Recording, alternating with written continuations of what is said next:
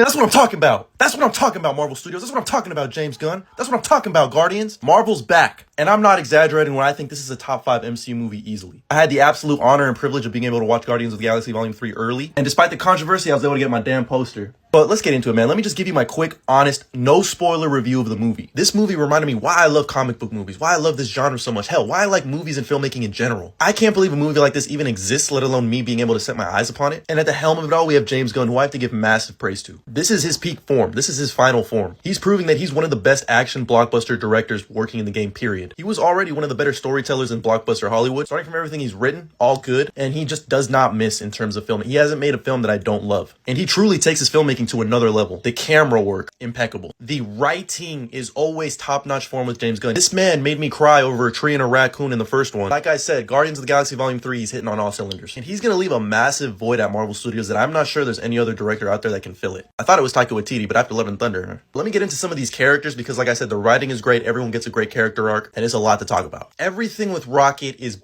beautiful, emotional. I loved it so much. It resonated so closely with me. For some reason, I found it so relatable. And I've been saying for years with Andy Serkis and the Planet of the Apes movies, but we need to add some type of motion capture voice acting award at the Oscars because I think Bradley Cooper, Sean Gunn, and everyone else who worked on Rocket deserves some type of award. It was that good. We really dive deep into Rocket's origin and peel back the layers of what makes him who he is today. Like every scene with his first family. This one really hurt me. And if you don't feel something during this, man, you need to get your emotions in check. This is a movie that'll make you appreciate your pets more too. Like if you know, you know. Which leads us into the main villain of the film, the High Evolutionary, who's very different from all the other Marvel villains. He doesn't have a motivation or anything that you can get behind. Like Rocket says in the trailer, he didn't want to make things perfect. He just hated things the way they were. And he's gonna do things in this movie that make you hate him. And he's really just Space Sid from Toy Story. You see where I'm getting at here? I made an entire video about this a while ago, but it was solidified after my viewing. But really, every single Guardian gets a time to shine and breathe and show their character. And for as much hate as Chris Pratt gets, every now and then he'll turn in a performance that reminds you of why Hollywood thinks he's a star. And man, he was hitting. He was firing on this one. Dave Bautista as Drax is so great, man.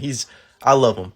I can't really say much more. He's Drax. And then Palm Clementif as Mantis, obviously great. The camaraderie between all of them. Picking up where they left off from the holiday special. Karen Gillan in particular as Nebula gets a massive time to shine in this movie. I loved everything with her. And I really love what they do with Groot in this movie. No spoilers. I can't really say much about it. But I am protein. This fucking tree got me to cry again. I like what they did with Adam Warlock, but he's really not in it as much as you would think. But I'm really excited for his future. Don't worry. He'll become him and Space Jesus soon. Don't even get me started on the score and soundtrack. I felt every type of emotion. I laughed, I cried, I cheered, and most of all, I loved.